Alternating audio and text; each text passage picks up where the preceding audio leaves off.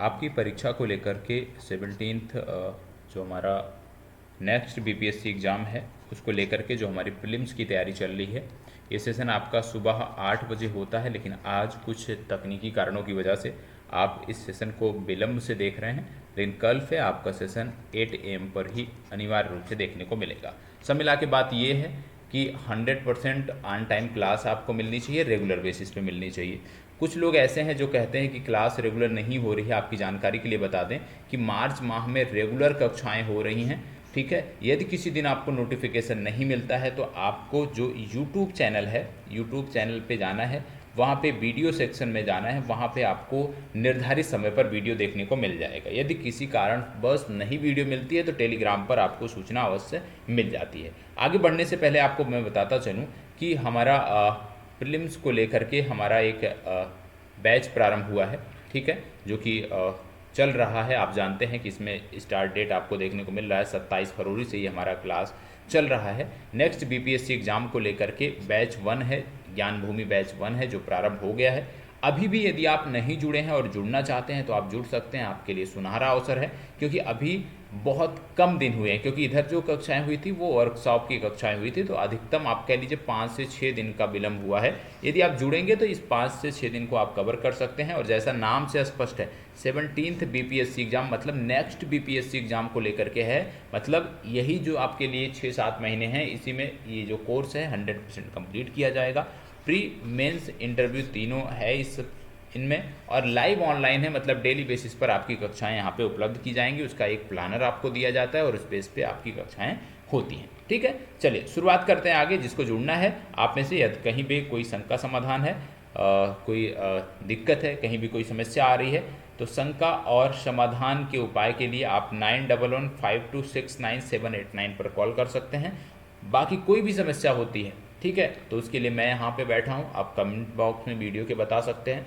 Content के basis पे कहीं भी कोई कमी आपको देखने को नहीं मिलेगी। चलिए शुरुआत करते हैं आज करंट अफेयर्स के सेशन को।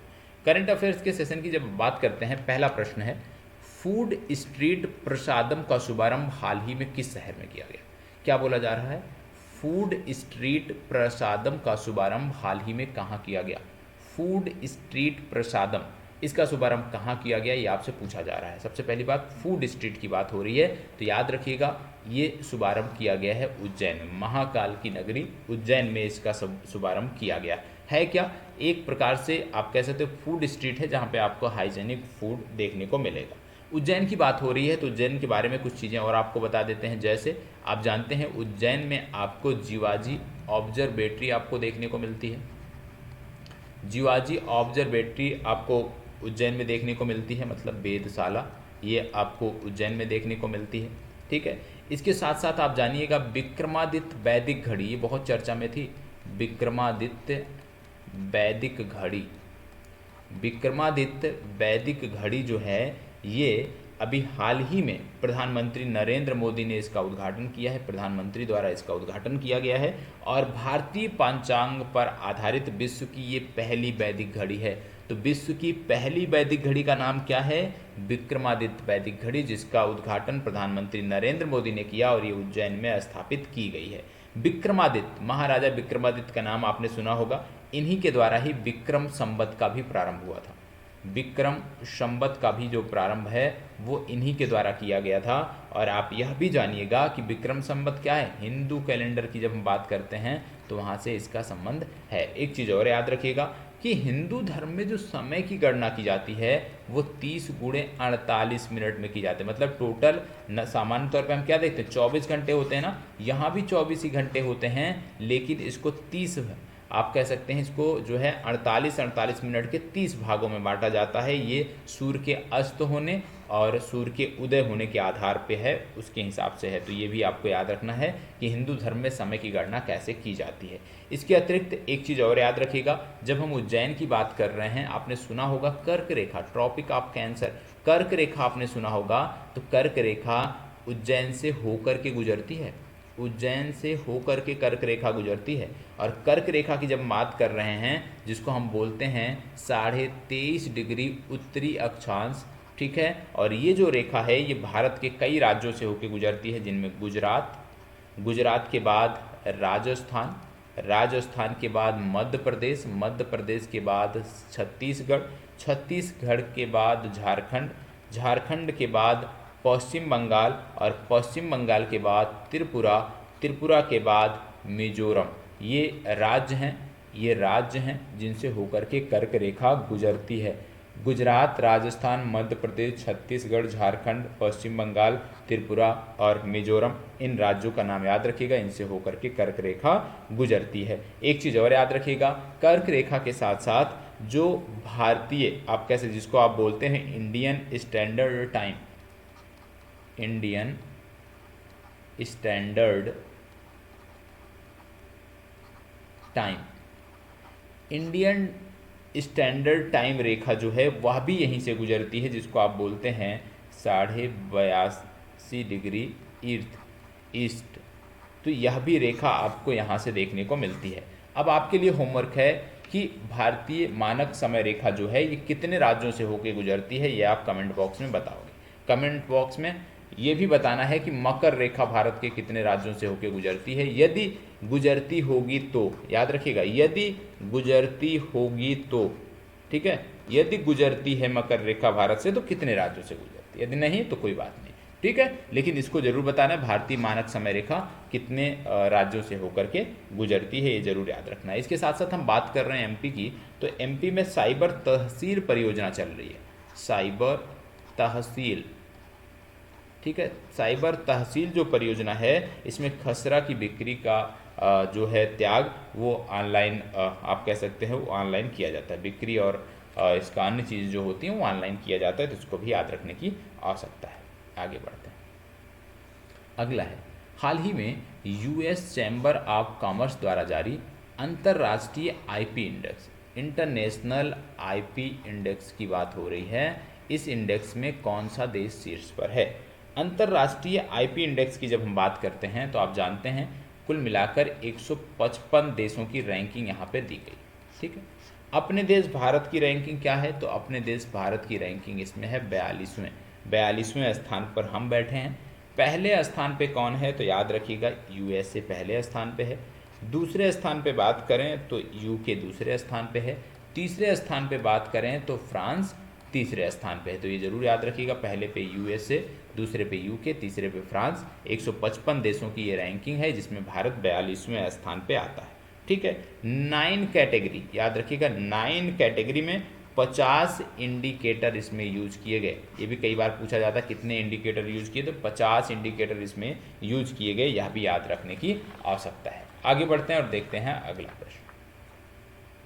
अगला प्रश्न है, हाल ही में किस राज्य सरकार ने आगामी लोकसभा चुनाव में मतदान प्रतिशत बढ़ाने के लिए सुमन गिल को स्टेट आइकॉन बनाया? अब जानते हैं भारतीय टीम के बल्लेबाज हैं, युवा बल्लेबाज हैं, इनको किस राज्य ने स्टेट आइकॉन के रूप में नामित किया है? सबसे पहली बात आपको बता दें कि ये क्या करेंगे, ये युवाओं को जागरूक करेंगे। किसके लिए? मतदान के लिए। युवाओं को मतदान के लिए ये जागरूक करेंगे, मतलब युवाओं में मतदान के प्रति जागरूकता का जो प्रसार है वो करेंगे, ठीक है। इसके साथ साथ एक चीज़ और याद रखना है कि एक और अभियान यहाँ पे चल रहा है जो पूरे भारत में चल रहा है, जिसका नाम है मेरा पहला वोट देश के लिए। मेरा पहला वोट देश के लिए, ठीक है। मतलब जो लोग पहली बार मतदान करने जा रहे हैं उनके लिए मुहिम चल रही है मेरा पहला वोट देश के लिए। और इसको चला कौन रहा है? इसको चलाने वाले कई सारे मंत्रालय हैं, जैसे युवा मामले का मंत्रालय, युवा मामलों का मंत्रालय, इसके बाद शिक्षा मंत्रालय, ठीक है।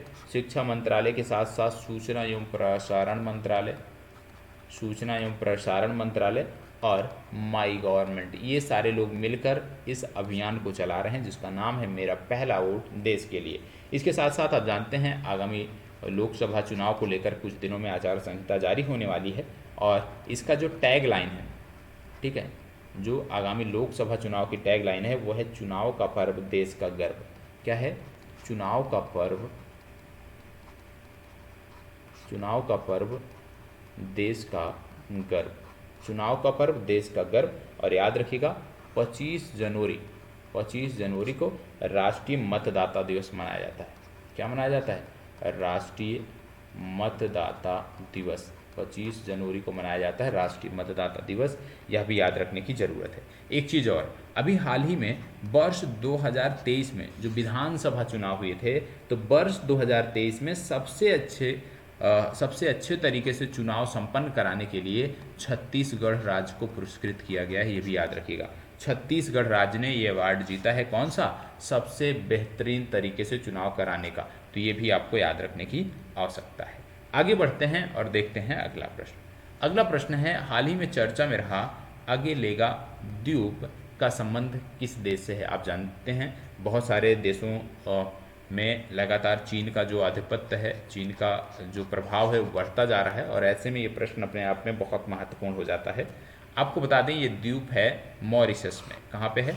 मॉरिशस में। बहुत सारे लोग मालदीव में सोच रहे हैं, लेकिन नहीं, गलत है, क्योंकि आप जानते हैं मालदीव में जो सरकार है वो चीन समर्थित एक प्रकार से सरकार है, या चीन से झुकाव प्रदर्शित करने वाली, दिखाने वाली सरकार है। तो ये जो द्वीप है ये संबंधित है मॉरिशस से। मॉरिशस में कई साल पहले भारतीय प्रधानमंत्री जब गए थे तो वहाँ पे इस संदर्भ में बात हुई थी। इसको विकसित करने के लिए यहाँ पे कई सारी परियोजनाओं को विकसित करने के लिए भारत सरकार जो है वो फंड दे रही है, ठीक है। और उन्हीं में आप जानते हैं कि आने वाले समय में यूपीआई हो गया आपका, यूपीआई के साथ रुपे कार्ड, ठीक है, रुपे कार्ड भी यहाँ पे लॉन्च किया गया है, ये भी आपको याद रखने की आवश्यकता है, ठीक है। तो यूपीआई कार्ड और रुपे कार्ड भी अभी हाल ही में यहाँ पे लॉन्च किए गए। इसके साथ साथ एक जानकारी यह भी रखिएगा मॉरिशस के बारे में कि यहाँ के मॉरिशस की पहली बात तो अवस्थिति आपको पता होनी चाहिए। अफ्रीका महाद्वीप का मैप आपने देखा है, मेडागास्कर आपने देखा होगा, उसी के बगल में आपको छोटा सा द्वीप देखने को मिलता है जो कि है मालदीव। तो सबसे पहली बात, आज आपकी जिम्मेदारी बनती है होमवर्क के तौर पे कि आप मेडागास्कर के बारे में और मॉरिशस के बारे में, इनके बारे में जितनी जानकारी आपको पता है, राजधानी, मुद्राएं और जो भी अन्य जानकारी आपको पता है, वो आप कमेंट बॉक्स में शेयर करें, ठीक है। चलिए आगे बढ़ते हैं और नेक्स्ट प्रश्न देखते हैं। अगला प्रश्न जो संबंधित है वो है, हाल ही में चर्चा में रहा भारतीय जैविक डेटा केंद्र का संबंध किस शहर से? भारतीय जैविक डेटा केंद्र का संबंध किस शहर से है, ये प्रश्न में पूछा जा रहा है। 4 विकल्प आपके पास हैं, गुरुग्राम, फरीदाबाद, अलवर, लखनऊ। इनमें से कौन सा सही उत्तर है ये आपको बताना है। सबसे पहली बात हो रही कि भारतीय जैविक डेटा केंद्र। अब आप में से बहुत सारे लोग होंगे जो शायद ये ना जानते हों कि भारतीय जैविक डेटा केंद्र होता क्या है या इसका कार्य क्या है।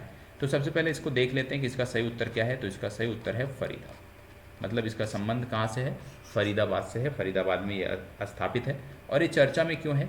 क्योंकि आप जानते हैं 10,000 जो जीनोम सीक्वेंसिंग की जा रही है, जीनोम सीक्वेंसिंग का जो लक्ष्य है उसमें आप जानते हैं कि 10,000 जो जीनोम सीक्वेंसिंग हुई है, इसमें 1014 अलग अलग प्रजाति के, आप कह सकते हैं, लोगों का जो डेटा लिया गया है, ठीक है, जीनोम इंडिया प्रोजेक्ट के अंतर्गत, उसको यहाँ पे संरक्षित किया जाएगा, उसको यहाँ पे सुरक्षित रखा जाएगा। तो आप याद रखिएगा कि जीनोम इंडिया प्रोजेक्ट,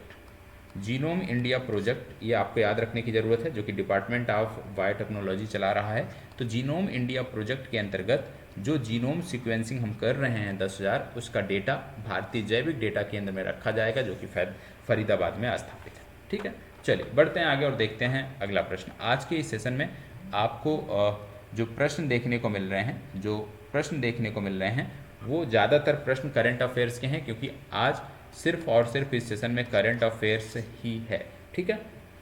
चलिए अगला है, बेसिक स्ट्रक्चर एंड रिपब्लिक नामक पुस्तक किसके द्वारा लिखी गई है? तो याद रखिएगा ये जो पुस्तक है ये लिखी गई है श्री एस श्रीधरन पिल्लई के द्वारा, ठीक है। ये आपको याद रखने की जरूरत है। आगे बढ़ते हैं, अगला प्रश्न, हाल ही चर्चा में रहा ताबी महोत्सव का संबंध किस राज्य से है? आप जानते हैं एक महोत्सव और इस राज्य में मनाया गया था जिसका नाम है हेरात महोत्सव।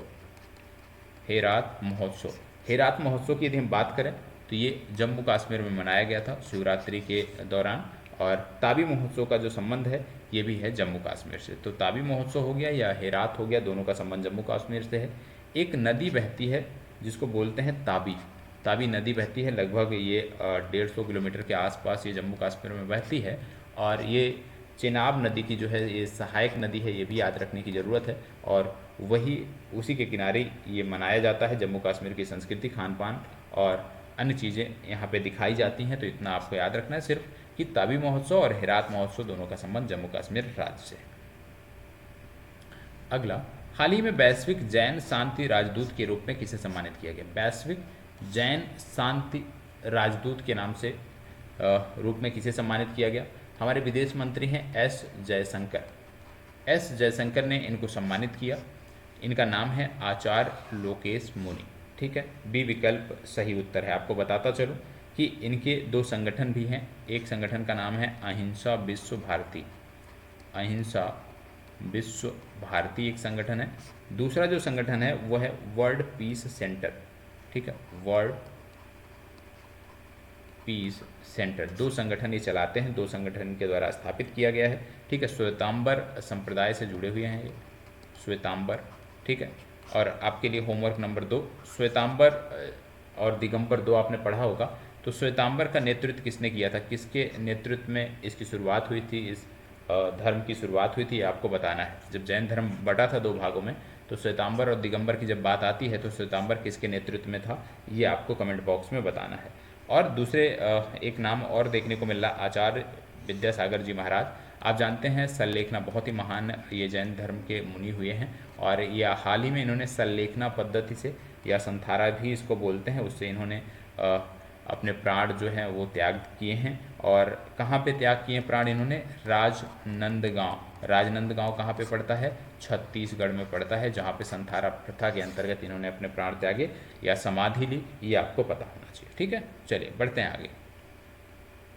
इंटरनेशनल बिग कैट अलायंस, पूर्व में मैंने आपको बताया भी था कि भाई भारत सरकार के इंडिया के नेतृत्व में एक गठबंधन बनाया जा रहा है, और ये गठबंधन है ऐसे देशों का जहाँ पे बिग कैट पाई जाती है। बिग कैट का मतलब होता है जैसे बाघ हो गया, शेर हो गया, हिम तेंदुआ, प्यूमा, जैगुआर और चीता, ये सभी बिग कैट की कैटेगरी में आते हैं। 7 प्रकार की ये प्रजातियां हैं जो बिग कैट की कैटेगरी में आती हैं, और पूरे विश्व में लगभग 96 देश ऐसे हैं जहाँ पर ये बिग कैट पाई जाती है। जरूरी नहीं सातों के सातों प्रकार, लेकिन इनमें से कोई ना कोई प्रकार ऐसा है जो इन 96 देशों में पाया जाता है। तो इन्हीं देशों का एक संगठन है जिसको लेकर के भारत सरकार लगातार प्रयास कर रही है। हेडक्वार्टर कहाँ पे स्थापित हो गया इसको लेकर के अभी घोषणा नहीं हुई है, लेकिन इतना है कि भारत में इसका हेडक्वार्टर स्थापित किया जाएगा, और भारत सरकार इसमें लगभग 150 करोड़ रुपए अगले 5 साल में फंड देने जा रही है। ठीक है, चलिए आगे बढ़ते हैं।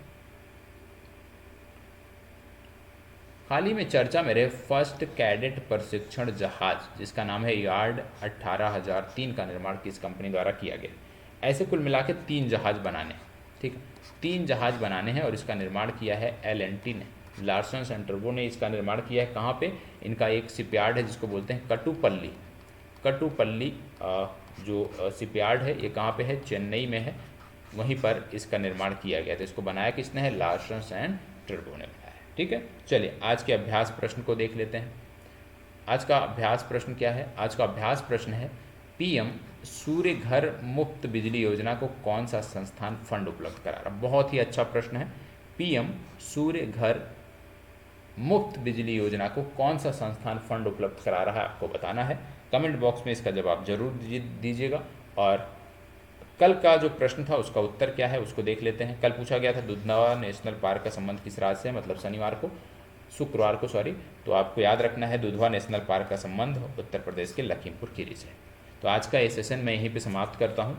आज आपके इस सेशन में सिर्फ करंट अफेयर्स था, लेकिन कल से पूरी चीज़ें जैसे 100% होता है 3 चीज़ें मिला के, ठीक है, करंट अफेयर्स, GS, GK, ये तीनों चीज़ें होती हैं। और आप सबसे एक जवाब भी चाहिए, आंसर ये चाहिए कि जो आपका 20 प्रश्नों का जो प्रश्नोत्तरी सेशन में प्रारंभ कर रहा हूँ 10 से 15 मिनट का, इसकी टाइमिंग क्या रखी जाए, इसकी टाइमिंग क्या रखी जाए ये आप ज़रूर बताइएगा, क्योंकि इसको मैं प्रीमियर रखूँगा। तो इसकी टाइमिंग आप हमें कमेंट बॉक्स में ज़रूर बताइएगा। ठीक है, चलिए धन्यवाद, बहुत बहुत आभार।